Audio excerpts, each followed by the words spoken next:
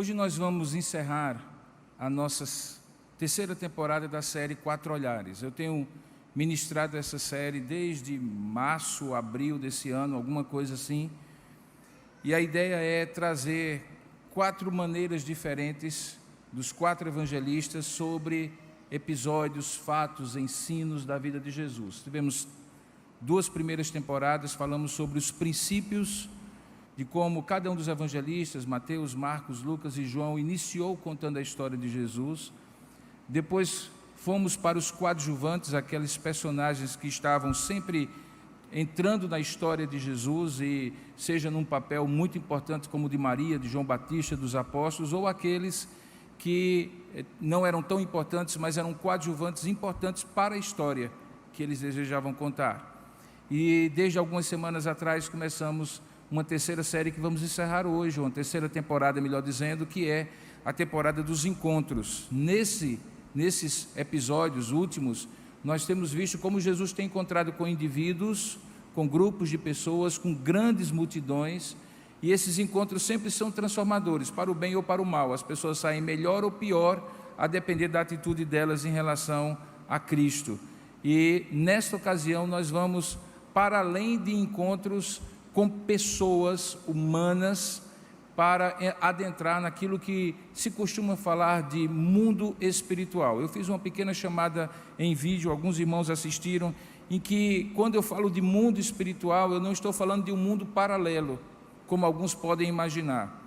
Desde que Platão estabeleceu a ideia na cabeça dele de que havia um mundo paralelo, um mundo ideal, enquanto que o mundo real era esse que nós vivemos, o mundo espiritual versus o mundo material, as pessoas começaram a imaginar que existia um mundo paralelo, e esse mundo paralelo seria o mundo espiritual, simplesmente porque elas não podiam ver os personagens, tocar os personagens e interagir com eles. Mas a melhor maneira de compreender do ponto de vista bíblico é que, na verdade, este mundo espiritual, ele interpenetra, ele está junto conosco, ao nosso redor, e nós interagimos com ele todo o tempo. Por exemplo, eu estou falando aqui para os irmãos, crendo que pela misericórdia de Deus, Deus estará usando essas minhas palavras como palavras dele, para que pela iluminação dele eu compreenda, e você também, a palavra de Deus.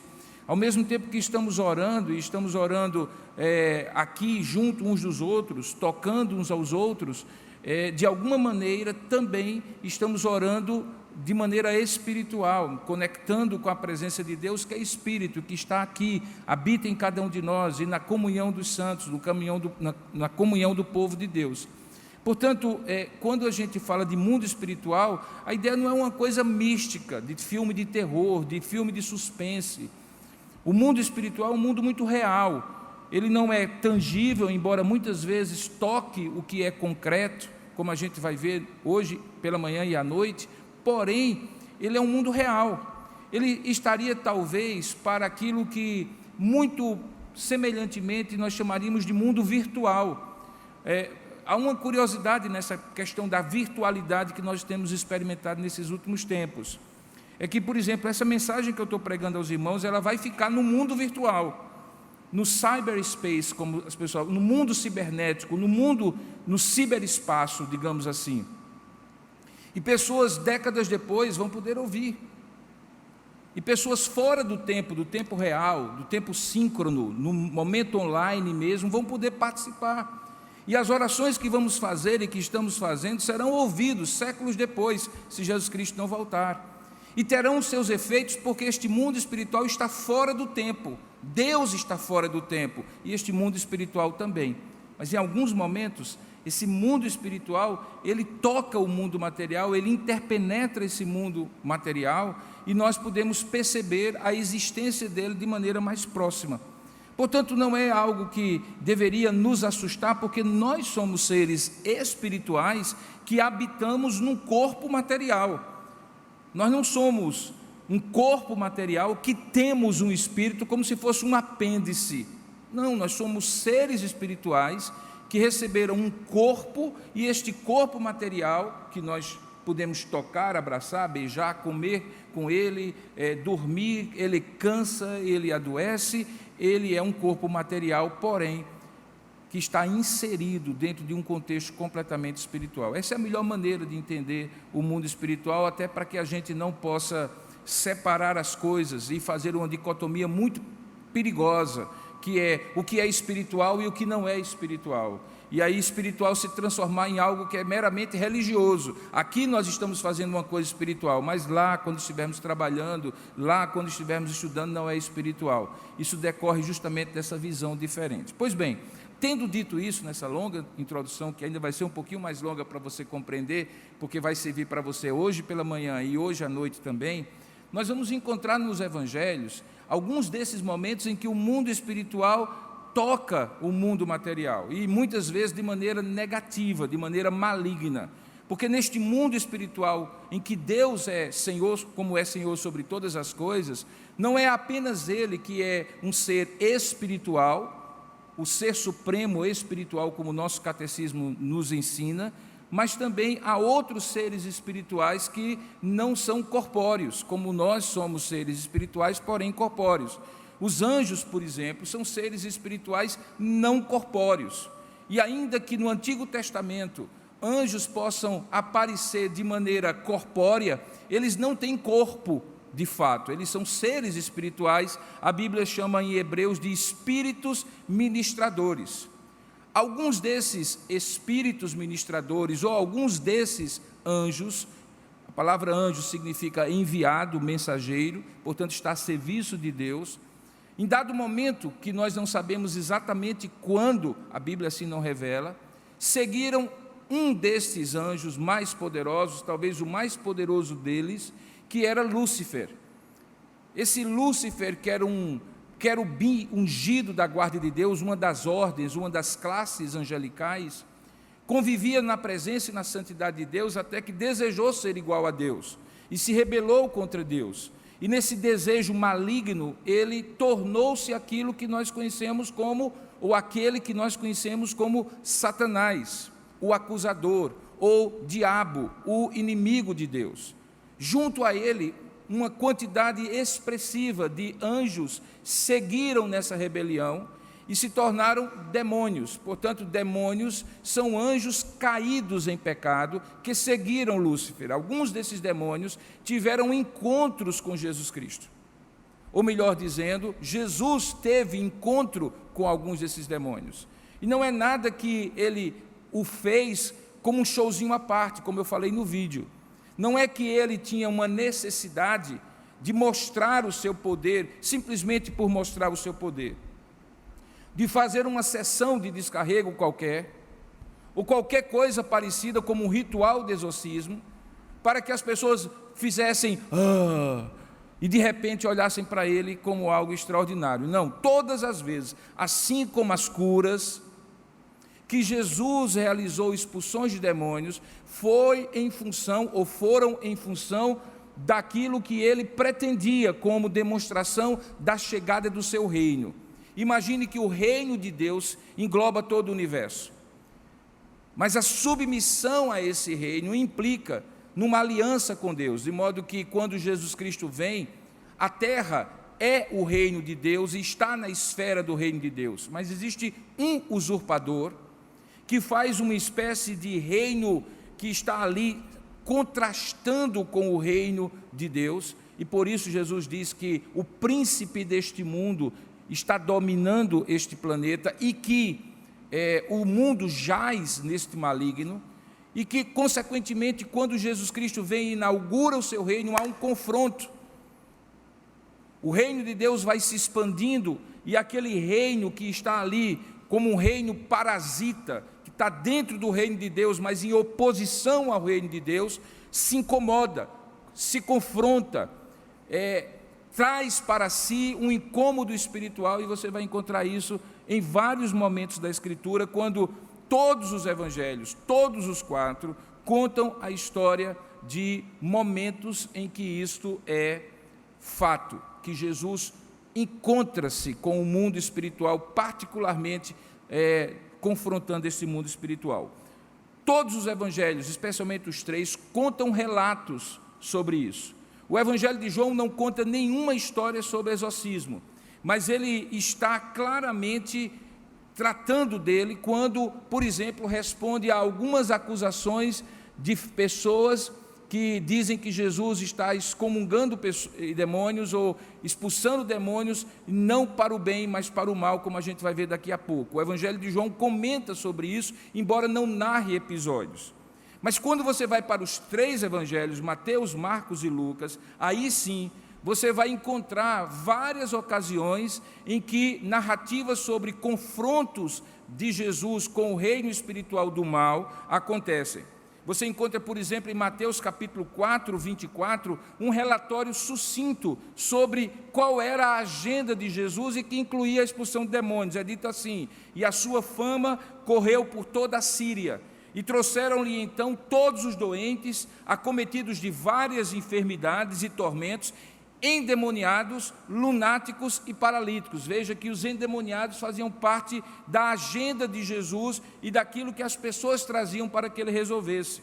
No texto paralelo a esse, em Mateus capítulo 8, verso 16, diz que chegada a tarde, trouxeram-lhe muitos endemoniados. E olha a coisa interessante, versículo 16 de Mateus 8, diz: e ele meramente com a sua palavra expeliu os espíritos e curou todos os que estavam doentes. É um pequeno resumo que também se repete em Mateus capítulo 3, verso 32 a 34, ou melhor dizendo, Marcos capítulo 3, verso 32 a 34, e eu estou dando um panorama para você, quando diz que à tarde, ao cair do sol, trouxeram a Jesus todos os enfermos e endemoniados, 2 classes de problemas diferentes, mas que algumas vezes tinham relação, como a gente vai ver.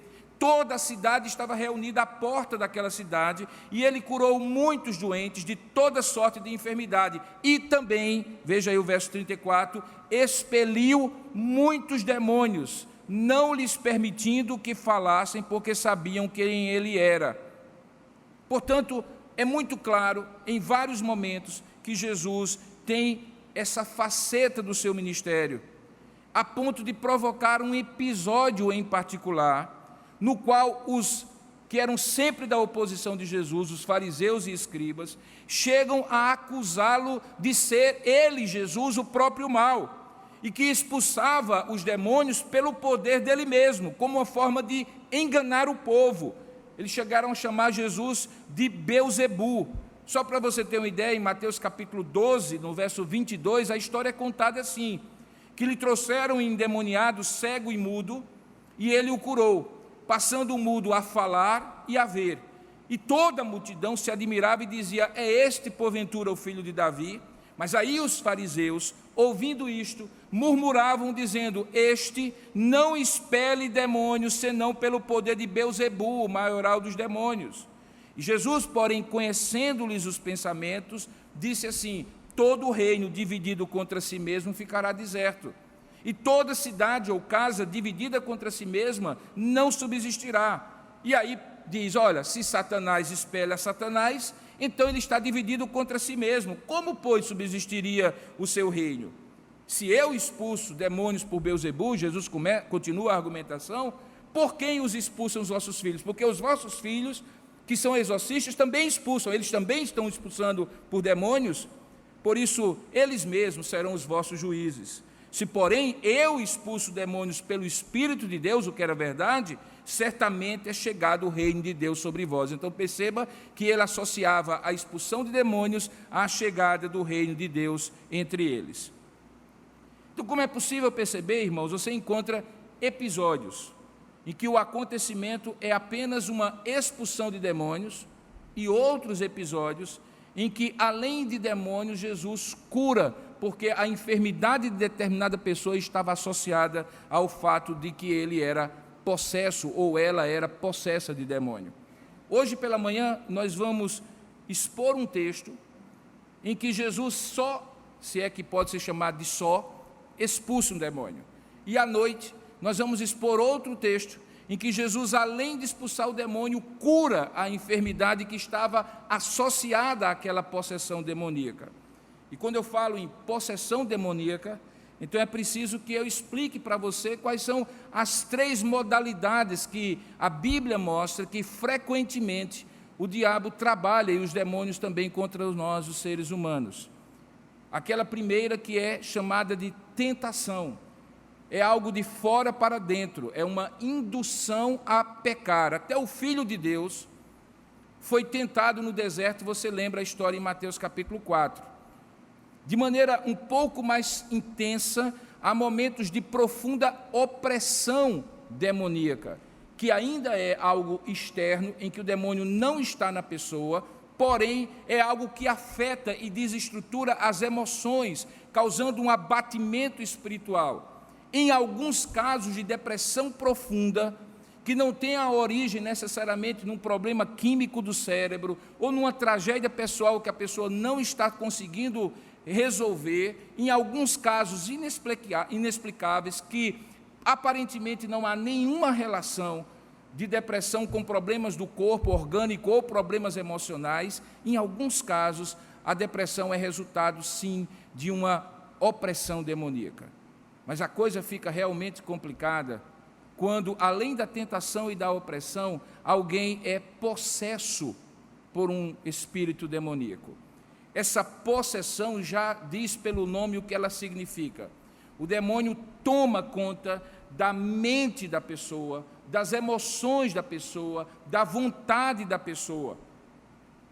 Passa a controlar as atividades, os pensamentos, as palavras da pessoa. A pessoa endemonizada está inteiramente à mercê do demônio, perde sua identidade própria, condição de liberdade sobre o seu pensar e agir. Por isso, a maior característica de uma pessoa possessa é o total estado de alienação em relação a si mesma, à realidade. Ela está vivendo, de fato, sob o controle de uma entidade espiritual que a tira da realidade e que impede que ela haja normalmente. Isso chega a um ponto de Jesus comparar o ser humano que foi possesso e depois liberto a como uma casa. Ele diz assim, olha, há situações em que, como numa casa que é varrida, um demônio é expulso e sob só certas circunstâncias, quando este vazio espiritual não é preenchido pelo Espírito de Deus, essa pessoa continua com a casa aberta espiritualmente falando, e pode voltar esse demônio e outros, e o estado último daquela pessoa se torna pior do que o primeiro. Tendo feito essa longa e imensa introdução, que me ajuda pela manhã e à noite, na noite eu não vou repetir, obviamente, então eu preciso que você abra a palavra de Deus para que a gente possa ver em Marcos capítulo 7, verso 24 a 30, o encontro de Jesus com o reino espiritual e como isto se relaciona com a expansão do reino de Deus. E qual é o meu objetivo hoje pela manhã? Não é ter lhe tirado da casa, de sua casa, numa manhã ensolarada de domingo como essa, para fazer um filme de terror. O meu propósito aqui não é exaltar o poder das trevas, nem o poder demoníaco, como alguns eventualmente fazem. Poderíamos, se estivéssemos noutra temporada, dizer que eles são coadjuvantes apenas. Porque o protagonista, inclusive quando há encontro de Jesus no mundo espiritual, sempre será Jesus Cristo. Ele não é um poder equivalente ao poder dos demônios. Ele é o Todo-Poderoso, ele é exaltado. E não há nenhum relato na Bíblia em que demônios tiveram a capacidade de se contrapor a Jesus. Pelo contrário, o reconheceram como Senhor, se submeteram às ordens dele e, portanto, foram postos nos seus devidos lugares como criaturas rebeldes que estavam diante do Senhor do reino de Deus que estava sendo implantado. Portanto, não há motivo algum para assustar-se, não há motivo nenhum para espantar-se, não há motivo nenhum para exaltar esse poder maligno, porque maior o que está em nós do que o que está no mundo. E essa é a perspectiva de uma boa teologia reformada que demonstra que Cristo é o Rei, que não existem dois poderes equivalentes e que nós devemos temer o mal. Não, nós devemos resistir ao diabo, a palavra de Deus diz, e ele fugirá de nós, porque temos o poder daquele que é maior, que está conosco, do que o que está no mundo. Tendo posto isso, vamos abrir a palavra de Deus em Marcos capítulo 7, verso 24 a 30, e esse texto em particular é extraordinário. Ele permitiria muitos sermões, sem dúvida alguma, com várias ênfases diferentes. A história é a seguinte: Levantando-se Jesus, partiu dali de onde ele estava na cidade de Cafarnaum, é só ver os versículos anteriores, para as terras de Tiro e Sidom. E tendo entrado numa casa, queria que ninguém o soubesse, mas não pôde ocultar-se. Porque uma mulher cuja filhinha estava possessa de espírito imundo, tendo ouvido a respeito dele, de Jesus, veio e prostrou-se-lhe aos pés. Esta mulher era grega, gentia, de origem sírio-fenícia, e rogava-lhe que expelisse de sua filha o demônio. Mas Jesus lhe disse: deixa primeiro que se fartem os filhos, porque não é bom tomar o pão dos filhos e lançá-lo aos cachorrinhos. Ela, porém, lhe respondeu: sim, Senhor, mas os cachorrinhos debaixo da mesa comem das migalhas das crianças. Então Jesus lhe disse: por causa desta palavra, podes ir, o demônio já saiu da tua filha. E voltando ela para casa, achou a menina sobre a cama, pois o demônio a deixara. Que Deus abençoe a sua palavra lida. Amém. Vamos orar juntos? Ó Deus amado e querido Pai, nós ministramos a Tua palavra com a convicção de que, sendo Tua palavra, é palavra sobre qualquer palavra, palavra de homens ou de anjos, sobre a minha palavra, sobre a palavra de qualquer pregador, a Tua palavra gerou vida, gerou todas as coisas e mantém todas as coisas, produz transformação, e é a Tua palavra que será ministrada nesta manhã. Rogamos que junto a ela o Teu Espírito Santo produza a obra e os efeitos que Tu mesmo, desde toda a eternidade, decretaste para que neste dia e nesta manhã acontecessem. Nos corações dos que estão aqui, nos corações que estão à distância, mas participando remotamente deste culto. Mas além disso, Pai, nós cremos que esta palavra que ficará virtualmente disponível a pessoas de outros lugares, de outras épocas, de outros tempos, produza no tempo devido, de maneira que nós não conseguimos explicar, mas Tu podes, porque Tu és o Senhor do tempo e da história. Também elas sejam abençoadas por Ti, de tal maneira que essa palavra possa servir de instrumento nas Tuas mãos para libertação, para esclarecimento, para transformação de vidas. É o que eu oro e Te agradeço em nome e para a glória de Jesus. Amém.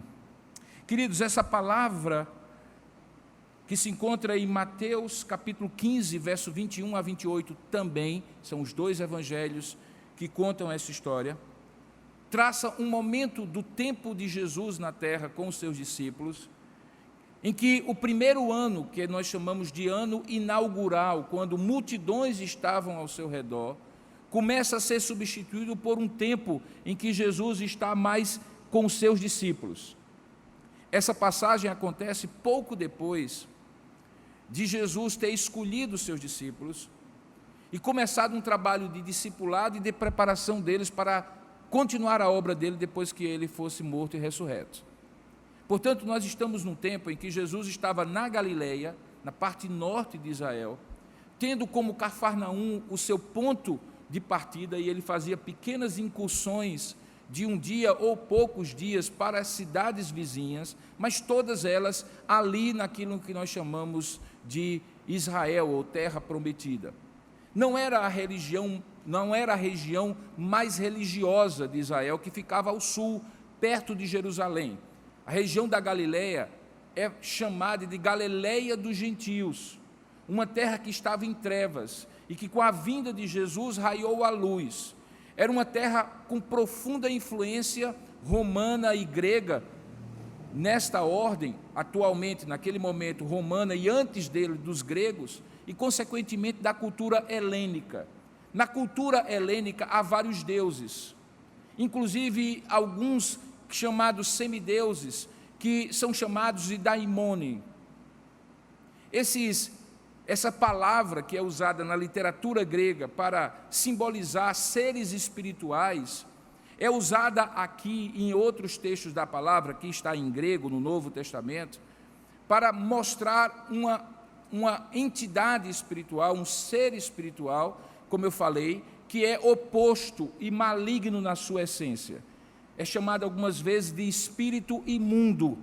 Essa palavra espírito imundo é porque não apenas do ponto de vista moral é um ser devasso, um ser rebelde, um ser idólatra, ególatra, egoísta, ambicioso, cruel, exatamente todo o oposto que os anjos foram criados para ser, mas também porque quando ele tocava na vida de alguém, essa pessoa ficava imunda como ele era e, portanto, incapaz ou não permitida de entrar nos lugares sagrados do templo e das sinagogas.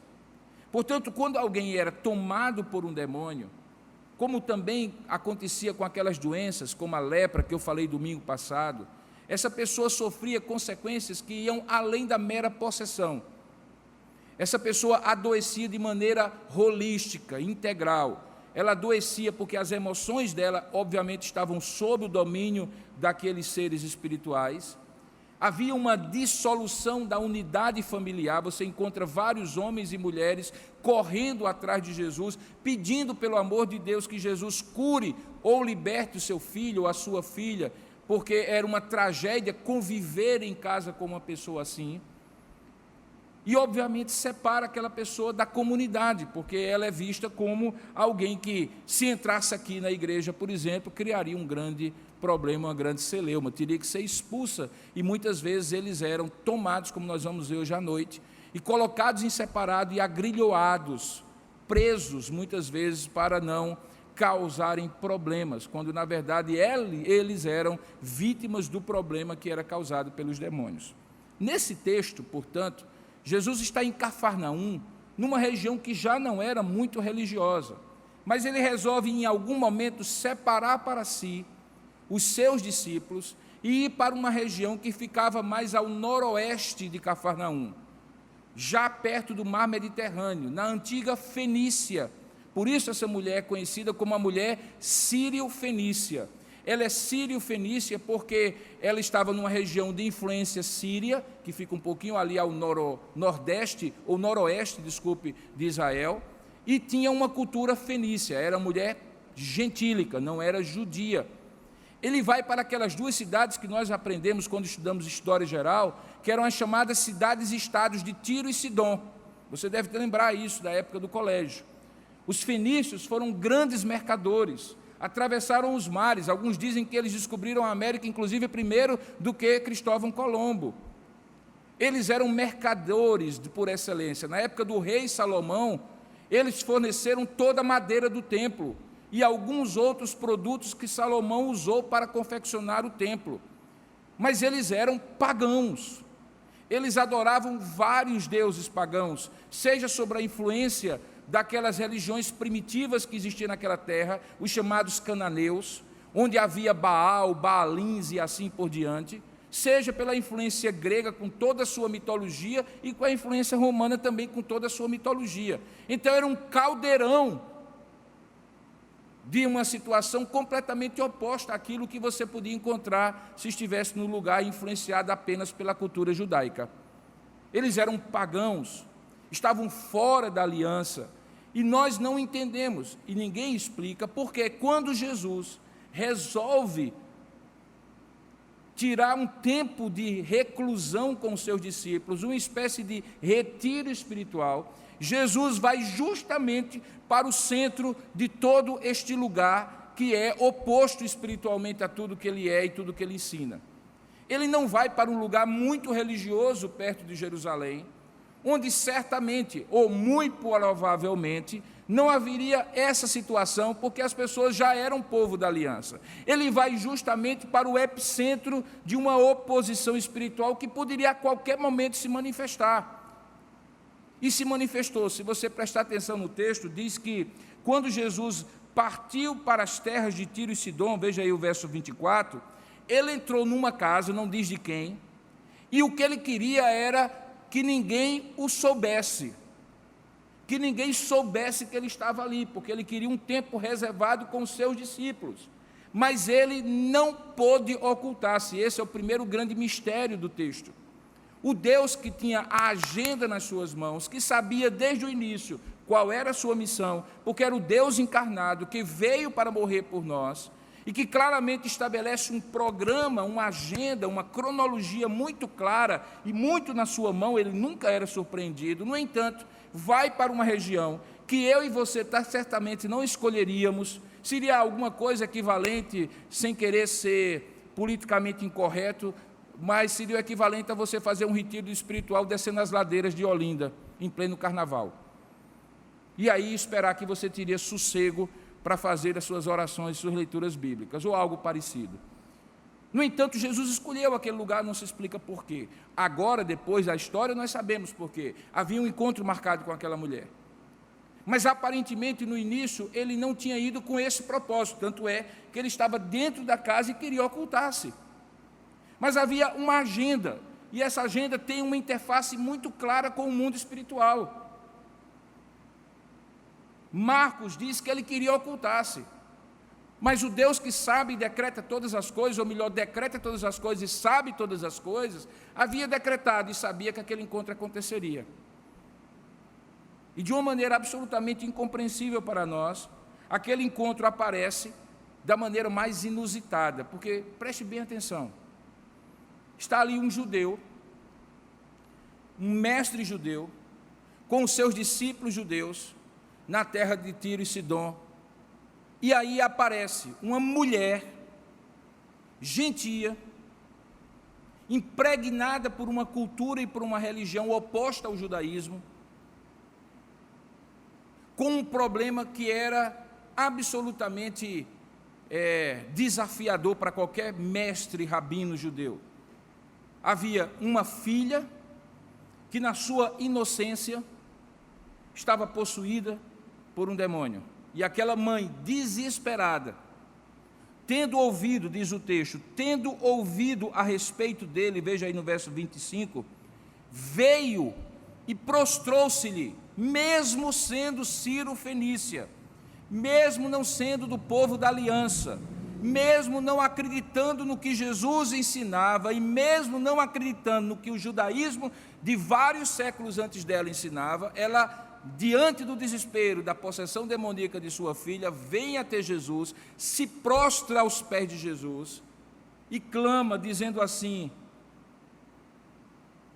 para o Senhor, que a sua filha precisava ser liberta. Isso está descrito no texto paralelo de Mateus capítulo 15. Mais surpreendente ainda é que aquela mulher, que já era difícil entrar naquela casa reservada para um retiro de Jesus com os seus discípulos, todos judeus e todos homens, já era difícil que aquela mulher Ciro-fenícia ali entrasse e trouxesse um problema dessa magnitude. O diálogo que ocorre entre Jesus e aquela mulher seria um diálogo que, se não visto da maneira correta, parecia um diálogo surreal. Alguma coisa do tipo assim, você está falando A e o outro fala B. Você está falando sobre um assunto e o outro traz outro totalmente diferente, e você diz, o quê? Estão falando sobre a mesma coisa? Porque quando ele chega, quando aquela mulher que era grega, de origem Ciro-fenícia, que rogava que expelisse sua filha, de sua filha o demônio, Jesus responde com um enigma, que é incompreensível para mim e para você, a não ser que eu entenda. Ele diz assim, olha, deixa primeiro que se fartem os filhos, porque não é bom tomar o pão dos filhos e lançá-lo aos cachorrinhos. O quê? De que ele está falando? Mas aquela mulher conhecia o contexto da fala de Jesus. E apesar do seu desespero turbar a sua alma e a sua mente, ela conseguiu entender o enigma daquelas palavras. Os filhinhos eram aqueles que Jesus sistematicamente estava dizendo aos discípulos que faziam parte das ovelhas da casa de Israel. Jesus veio para o que era seu. O seu eram os judeus da antiga aliança. E só quando esses seus rebelam-se contra ele e não o recebem, todos aqueles que o receberam, deu-lhes o poder de serem feitos filhos de Deus. Jesus veio, portanto, para salvar judeus em primeiro lugar, mas não apenas judeus como nós sabemos, mas primeiramente judeus, porque ele era o Messias dos judeus, o prometido dos judeus, e aqueles que não eram judeus sequer sabiam dessas promessas. serviam a outros deuses, não sabiam nada sobre aquela história do Antigo Testamento, como aquela mulher. Mas ela tinha ouvido falar a respeito dele. O ano inaugural tinha dado uma projeção a Jesus. Muitas curas, muitos milagres, muitos sinais, muitos prodígios. Todo mundo, em Israel e fora de Israel, ficava sabendo que ali em Israel tinha um profeta que fazia grandes milagres, sinais, curas e prodígios, que expulsava demônios e que pregava uma doutrina maravilhosa, que transformava vidas. Aquela mulher ouve, mas ela não é do povo da aliança, ela não é dos filhinhos. E quando Jesus usa a palavra cachorrinhos, não é que Jesus entendia que o gentio não tinha valor nenhum diante de Deus, porque todos eram criados à imagem e semelhança de Deus, e Jesus curou e salvou e alcançou os judeus, mas também gentios como nós, muitos de nós que estamos aqui. Mas era porque era esta a forma como os judeus se referiam aos gentios. Um judeu, tipo fariseu, legalista, cheio de orgulho, de empáfia, de arrogância, de autossuficiência, costumava de manhã cedo agradecer porque não tinha nascido nem mulher nem gentio, que ele chamava de cachorrinhos. Tal era o etnocentrismo, a discriminação religiosa, de gênero, que considerava mulher e gentio como alguém excluído. Tanto é que no templo havia um átrio externo, onde ele havia expulsado aqueles homens domingo passado que eu preguei, e que era o átrio dos gentios e das mulheres, porque dentro do templo só entravam homens, gentios não, judeus. Mas aqui Jesus está na terra deles, propositadamente, num retiro espiritual com os seus discípulos, para prepará-los melhor para a obra, e aparece uma mulher, aparentemente do nada, inesperadamente, imprevistamente, mas não dentro do decreto de Deus. E aí aquela mulher traz um problema que também era enorme, uma filha inocente, que não tinha tempo nem de pecar ainda na vida, de repente estava endemoniada. Jesus vem com esse enigma. Basicamente o que ele estava dizendo aqui: eu não estou aqui para isso.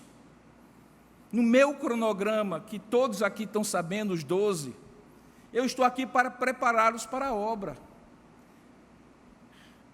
Dentro da agenda visível, pública de Jesus para os seus discípulos era isso. Mas aí é aqui que o mundo espiritual entra e se mistura no mundo material, é porque havia uma agenda no mundo espiritual, que não era conhecida dos evangelistas, nem dos discípulos, em que na agenda deste mundo espiritual que interpenetra esse mundo material, havia um encontro marcado, fora do padrão, fora do esperado, fora daquilo que seria o cronograma, primeiro judeus, depois gentios, e aí de repente vem uma mulher gentia, e se mete no meio, e entra no meio, quebra a sequência, e aí Jesus vem com esse enigma. Ela entendeu, e o que é que ela faz? Ela responde ao enigma, nos termos do enigma. Havia uma linguagem criptografada ali, ele usa termos que só eles entenderiam, e a mulher assume esses termos de maneira tão humilde. Ela não se levanta e diz assim: alto lá, isso é discriminação, isso é politicamente incorreto, isso é um absurdo, isso é discriminação. Não, ela disse: ok, não vou discutir. As mulheres são muito práticas, né? Se fosse um homem, talvez assim: espera aí, vamos primeiramente esclarecer os termos. A mulher disse: olha, eu tenho um problema tão grande aqui, que é uma filha endemoniada, que eu assumo, eu sou cachorrinha. Assim como são cachorrinhos os sírios e fenícios, o povo do qual eu faço parte, o povo dessa região de Tiro e Sidom, são cachorrinhos, estão fora da aliança, não vou discutir isso. Porém, verso 28, desculpe, ela diz assim: sim, Senhor, mas os cachorrinhos debaixo da mesa comem das migalhas das crianças, dos filhinhos. Eu estou pedindo uma migalha, Senhor. Eu estou pedindo que o Senhor deixe cair, como quem alimenta um cachorro. E se você já foi numa casa que criou animais desse jeito, nem todos criam animal desse jeito, e segundo alguns não é muito recomendável, seja pelo respeito aos visitantes, seja pela própria higiene, mas tem gente que do prato mesmo faz assim, e deixa cair, e o alimento que está ali caído, debaixo da mesa, o animal come, um gato, um cachorro. Ela diz, eu sou esse animalzinho que está debaixo da mesa, eu não quero nem a dignidade de sentar à mesa como os filhos, eu quero ser um cachorrinho. E na sua humildade e confiança, ela disse, eu quero somente uma migalha, porque é só uma migalha, diante do poder que o Senhor tem, da glória que o Senhor tem, do que eu tenho ouvido a teu respeito. Expulsar o demônio da minha filha é uma migalha, eu quero essa migalha. O que acontece é que Jesus diz assim, e é muito interessante essa frase, por causa desta palavra. Algumas vezes Jesus curou pessoas e fez milagres, dizendo assim, pela vossa fé. Mas as preposições são importantes, como nós bem sabemos, não apenas em português, mas em grego também.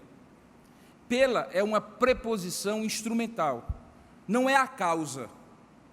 Quando alguém, pela fé, é salvo, ele é salvo por outra causa, mas a fé liga a necessidade à causa.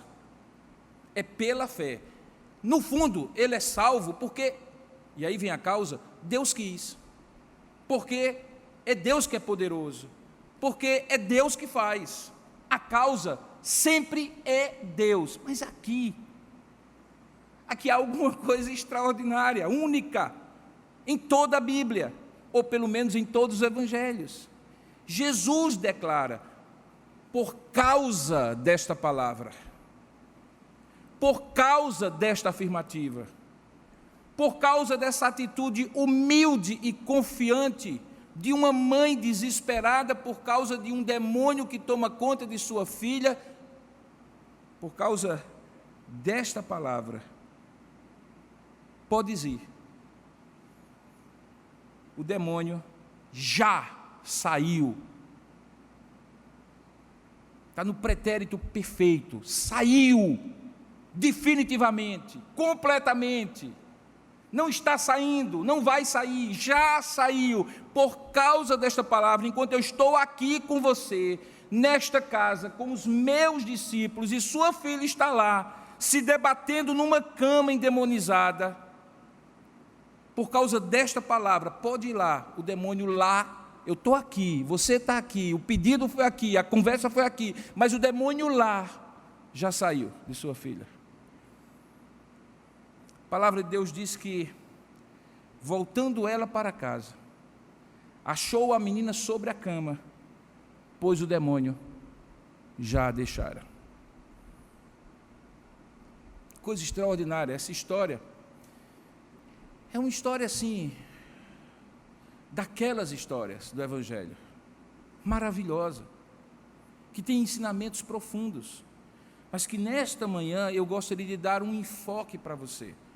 Preste bem atenção a algumas coisas desse texto que eu já mencionei, mas agora eu quero sistematizar em termos de pontos para você. Primeiro deles, fica claro nesse texto que o mundo espiritual não respeita fronteiras geográficas, políticas, econômicas ou religiosas. Você consegue entender que está tudo fora aqui da geografia? Está tudo fora da geopolítica? Está tudo fora dos limites da religião? Jesus não respeita como Deus que é, Senhor de todas as coisas, inclusive do mundo espiritual.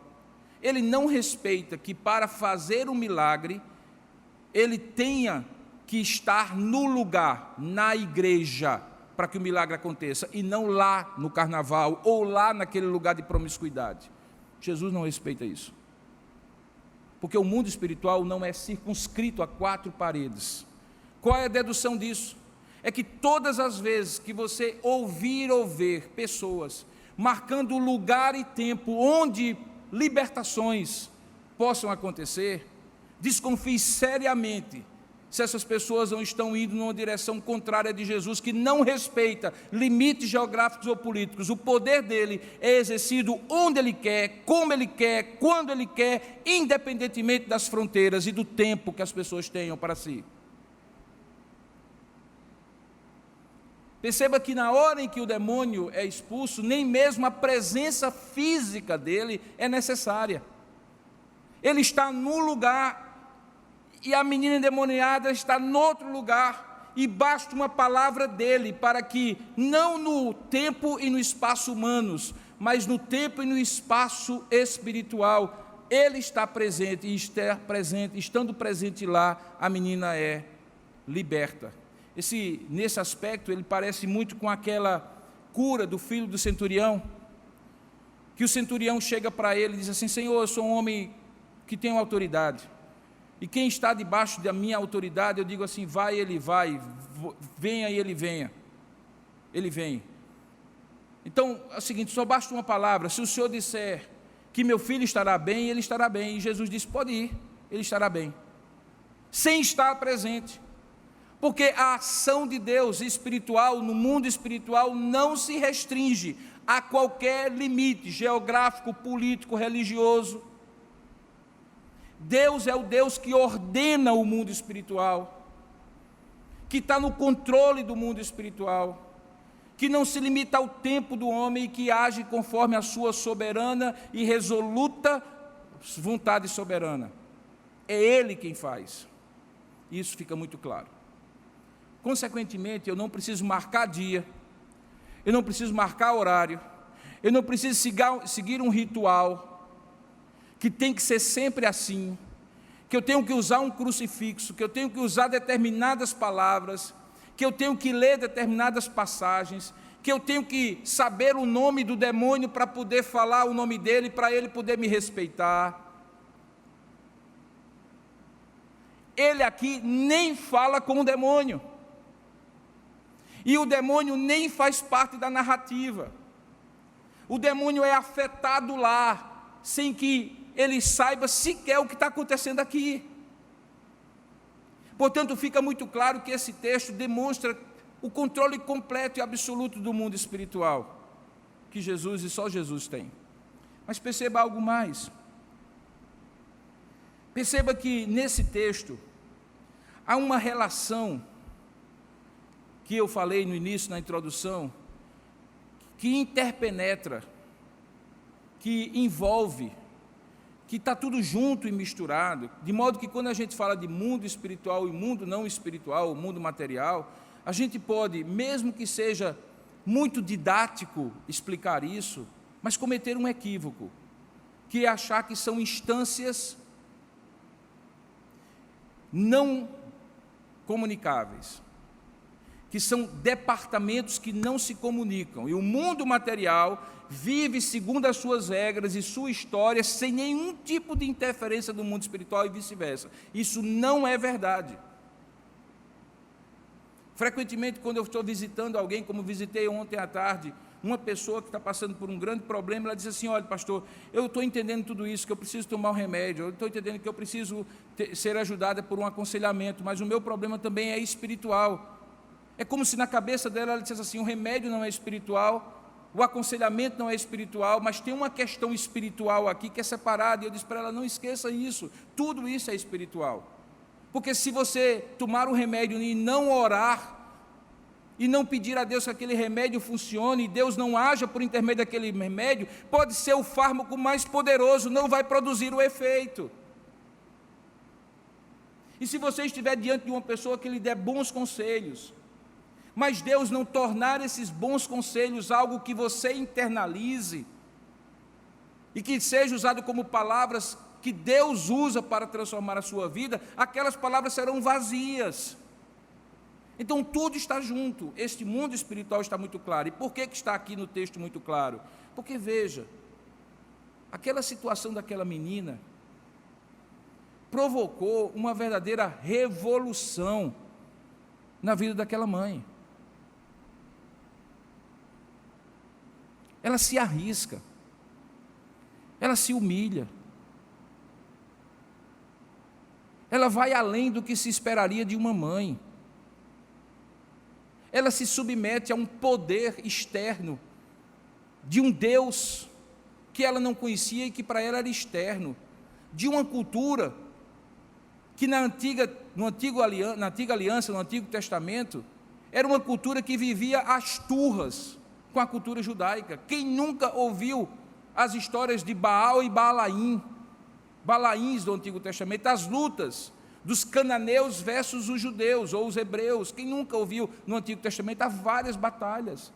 Ela era desse povo e Jesus desse outro. Mas a angústia de ver a sua filha naquela situação era tão grande que ela supera tudo aquilo e vai em busca de Jesus. Porque, deixe-me falar algo para você, é uma cegueira muito grande da sua parte, da minha parte, da parte de qualquer pessoa, de achar que certas coisas da nossa vida não têm interferência espiritual. Isso é um extremo, o extremo do negacionismo espiritual, que é achar que determinadas coisas não tem nada a ver com Deus, não tem nada a ver com religião, não tem nada a ver com igreja, não tem nada a ver com espiritual, que conta para pagar não tem nada a ver com espiritual, que problema de saúde, remédio é que resolve, que dificuldade de casal é simplesmente uma questão de conversarem e serem tratados. Gente que acha que existe um departamento espiritual e aquele está restrito ao domingo na igreja Presbiteriana de Tambaú. Isso não é sadio, isso é cegueira espiritual. Há uma interpenetração profunda, seja por vias da tentação, da opressão e a da possessão, em que o demônio que veio para matar, roubar e destruir, faz o que fez na vida dessa mulher e eventualmente tenta fazer na sua e na minha. Existe sim uma luta espiritual, ninguém deveria fechar os olhos para isso.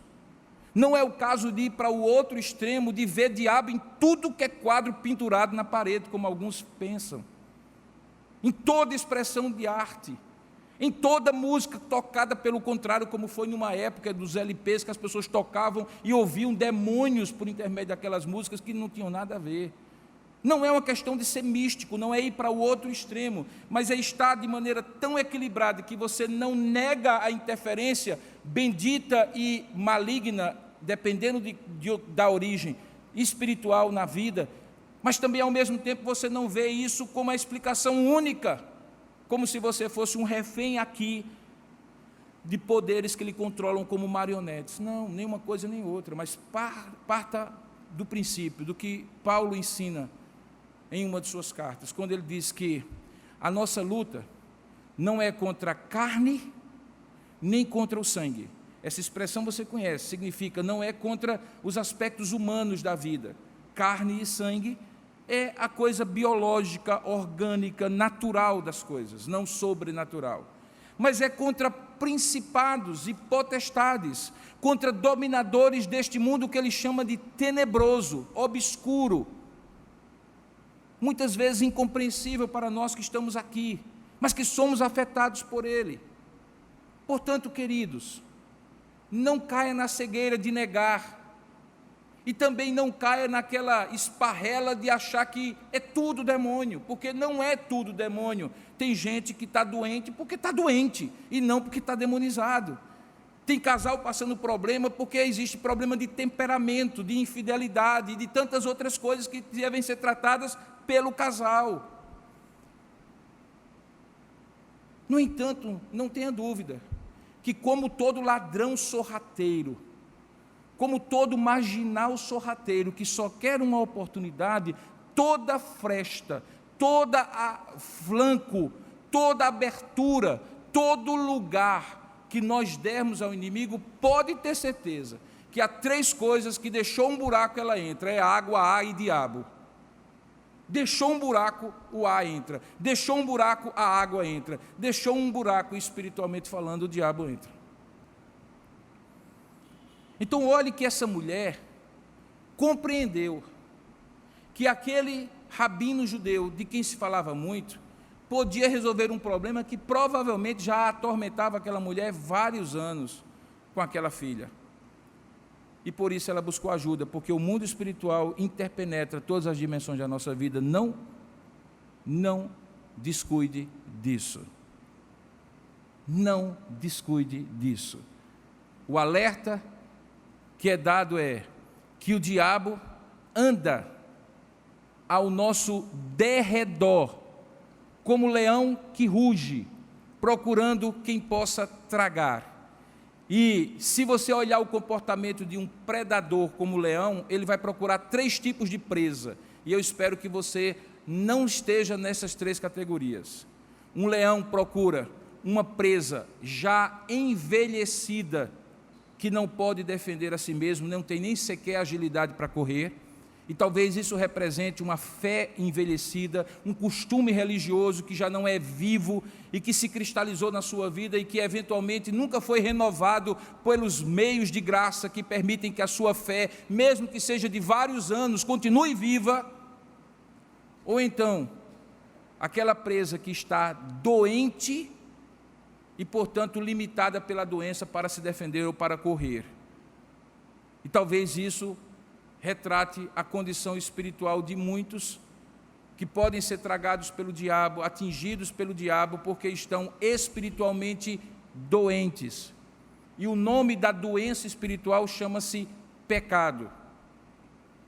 Viver uma vida dupla de pecado, esconder pecados no coração, longe das vistas dos outros, mas no lugar secreto da sua alma, deixar que o diabo encontre um lugarzinho para depositar um pecado no seu coração e dali haver frutos, e aqueles frutos produzirem muitos outros males, é a melhor forma, ou pior dizendo, é a melhor forma para o pior efeito. E o pior efeito é que o diabo vai tomar esse pecado como uma alavanca espiritual contra você.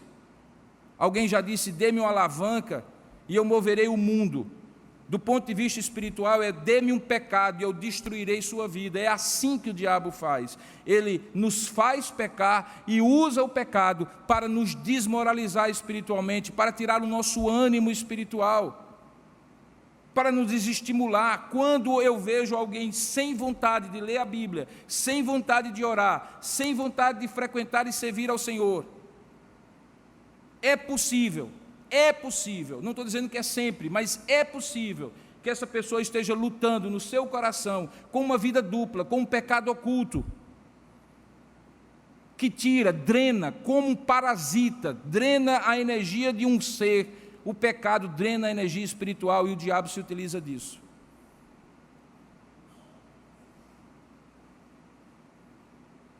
Mas a presa também que pode ser vulnerável ao ataque do predador é aquela que é recém-nascida, o filhote. Se você vai em qualquer YouTube da vida aí e olha vídeos de predadores e presas, você vai ver como o leão, ou o guepardo, ou o tigre, ou qualquer um dos grandes predadores espreitam o rebanho, procurando um velho do rebanho, um doente do rebanho, e também um bebê, que muitas vezes tem ali a proteção da mãe, mas um descuido é tragado. São os novos na fé, são as pessoas que começaram, ainda estão se fundamentando, tomando leite, e que o diabo vai lá para colocar dúvida, para criar problemas na igreja, para a pessoa se desestimular da fé, e tantas outras artimanhas que ele usa. Vigiem, irmãos, vigiem, porque o diabo usa esses meios para tentar, para oprimir e para possuir pessoas, não crentes. Crentes não são possuídos, porque crentes têm o Espírito de Deus, e para ser bastante prático e sim, sucinto nessa explicação, era preciso que o diabo conseguisse colocar para fora o Espírito de Deus na sua vida, para poder tomar conta de você, e isso é absolutamente impossível. Você é templo do Espírito Santo, mas um crente pode ser oprimido, um crente pode ser tentado, o Senhor Jesus foi. Abatimentos espirituais provocados por pecados ocultos, por ciladas que o inimigo coloca, armadilhas que o inimigo coloca.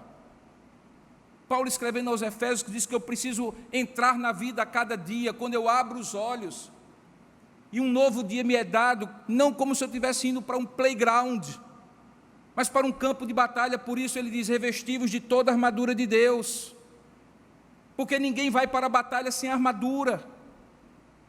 Então precisa ter o escudo da fé, o capacete da salvação, a espada do Espírito, ter os pés vestidos nos pés do Evangelho da paz, ter o cinto da justiça, a couraça da verdade. Ele estava imaginando um soldado romano, e aquele soldado romano tinha essas armaduras de defesa e de ataque, porque ele estava na guerra. Nós estamos numa guerra espiritual, não é o caso de subestimar. Esse mundo espiritual está presente, não há coincidências. O inimigo usa as circunstâncias.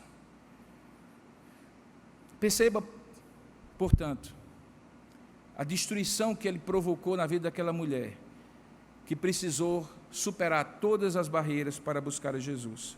E, finalmente, terceiro aspecto que eu gostaria de chamar a sua atenção, perceba o poder soberano sobre este mundo espiritual que Jesus Cristo tem. Preste atenção, todas as religiões não cristãs trabalham um princípio chamado dualismo ou maniqueísmo. Os desenhos animados estão cheios disso, as histórias da literatura universal estão cheios disso. Sempre tem um poder do bem que é equivalente a um poder do mal, e que eles vivem lutando, ora um ganha, ora outro. A única religião que diz: não é assim. Existe um único Deus, todo-poderoso e Senhor sobre todas as coisas, e até o mal está submisso à sua vontade e à sua limitação, até aquele dia em que ele será completamente aprisionado. É a religião judaico-cristã.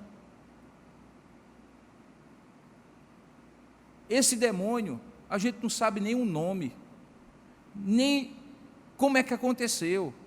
Enquanto Jesus estava conversando aqui com a mulher, no mundo espiritual, o poder de Deus foi lá e disse: saia. E saiu. O que significa isso, irmãos? Significa um poder soberano. Saiu. Saia. Vai embora. Não era muito lenga-lenga, vou, não vou, saio, não saio. Não, saia. Porque era o Deus Todo-Poderoso, o Senhor até mesmo do diabo, o Senhor até mesmo dos demônios. Como a gente vai ver hoje à noite, há casos, e no episódio de hoje à noite você verá, em que os demônios já chegam se batendo de medo, já reconhecendo quem é o Senhor Jesus, já pedindo arrego, já pedindo. Por quê? Porque Ele é o Deus Todo-Poderoso, maior o que está conosco do que o que está no mundo. E essa concepção e essa convicção que nos faz não temer demônios e não temer o diabo, o que não significa que nós não devemos nos precaver contra ele. Por isso que a Bíblia diz que nós devemos pedir discernimento espiritual para perceber as artimanhas dele, flagrá-las, rejeitá-las e expulsá-las da nossa vida.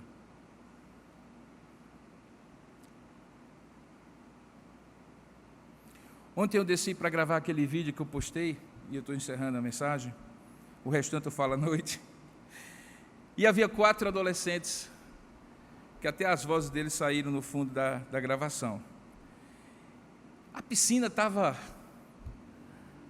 assim, daquele jeito que se eu não tivesse muito o que fazer, eu tinha dado um mergulho. O dia estava aberto para eles, sábado, imagina só, 4 adolescentes. Na minha época eles estariam jogando bola na quadra, empinando pipa, brincando de esconde-esconde, mas eles estavam os 4, cada um com um celular, um vizinho ao outro, brincando de guerra entre eles.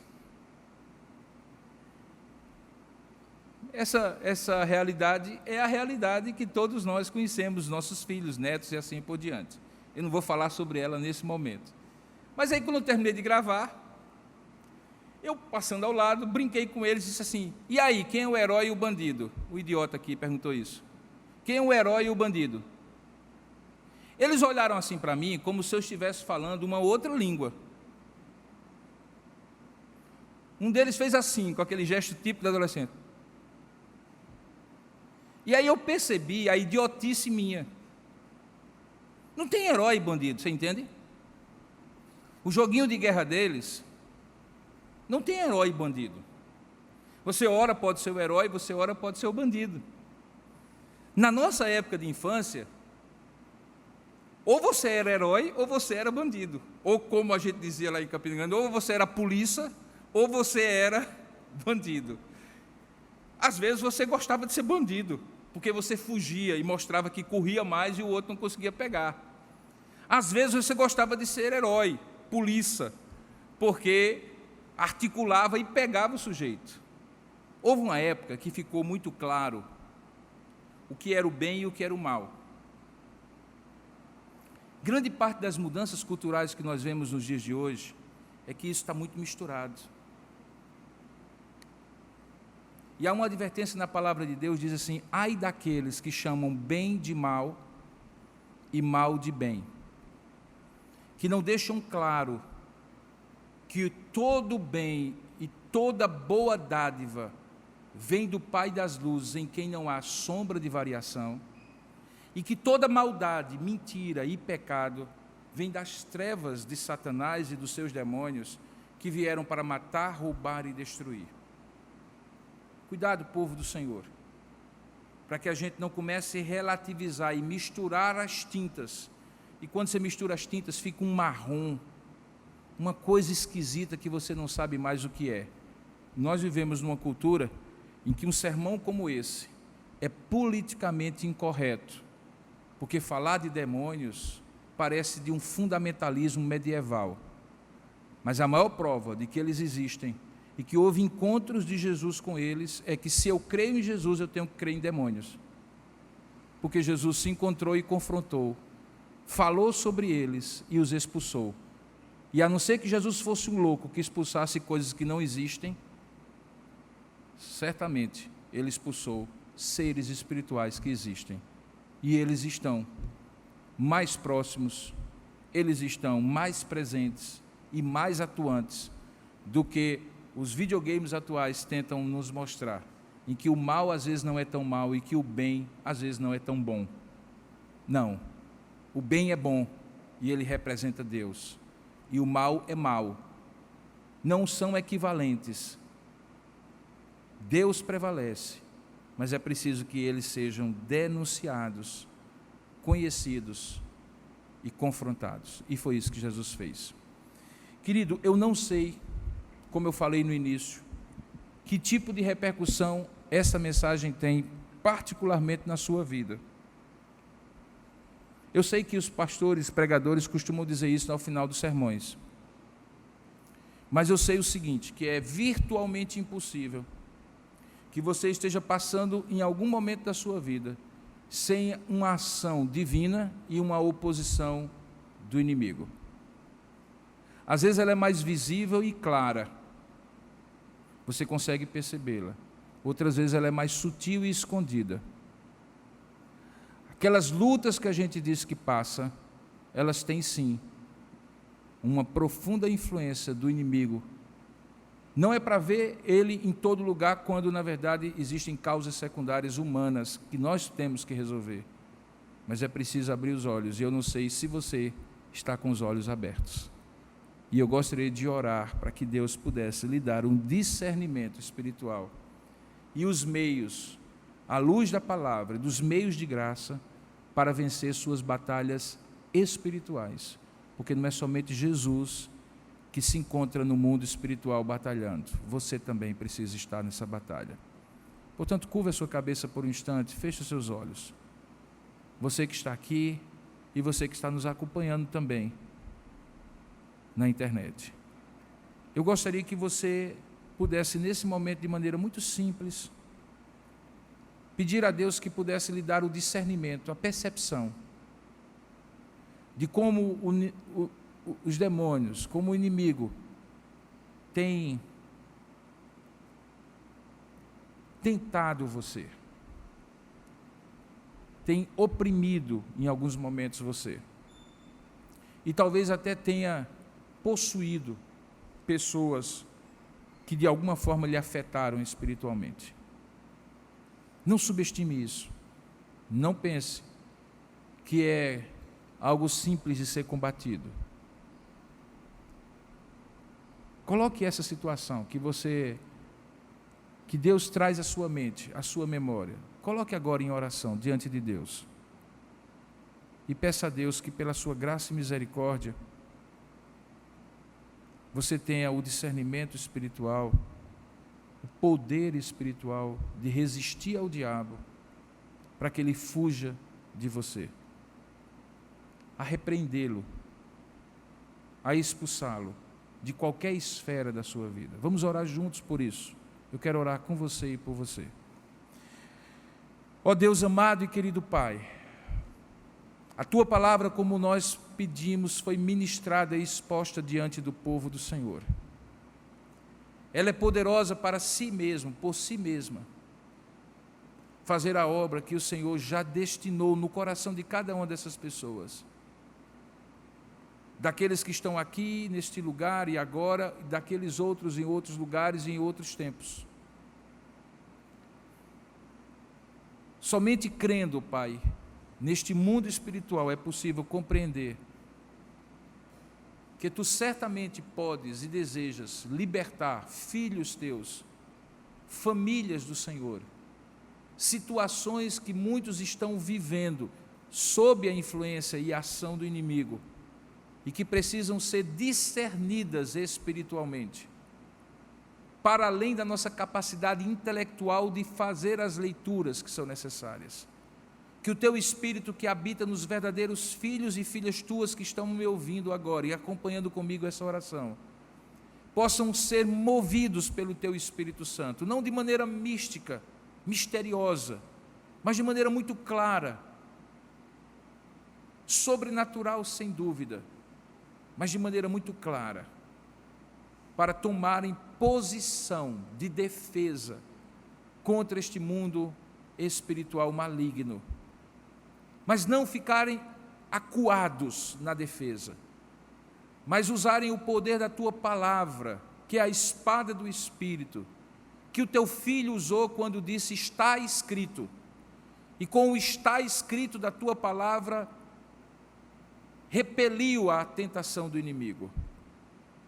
Que esse está escrito seja a nossa arma de vitória, a espada do Espírito, que esteja não apenas no nosso coração, mas também nas nossas palavras, nos nossos compromissos, nas nossas decisões, nos nossos pensamentos, e que desta maneira, esta espada do Espírito, seja de maneira hábil e corajosa, esgrimida por cada um dos Teus filhos, usada por cada um dos Teus filhos, porque é aí que reside o poder de resistir ao diabo e ele fugir de nós. Pedimos a Tua bênção sobre cada família aqui, sobre a Tua igreja de Jesus Cristo, a Tua igreja, para que as portas do inferno não prevaleçam contra ela, como Tu prometes e certamente cumprirás. É assim que nós te oramos e te agradecemos, em nome e para a glória de Jesus. Amém.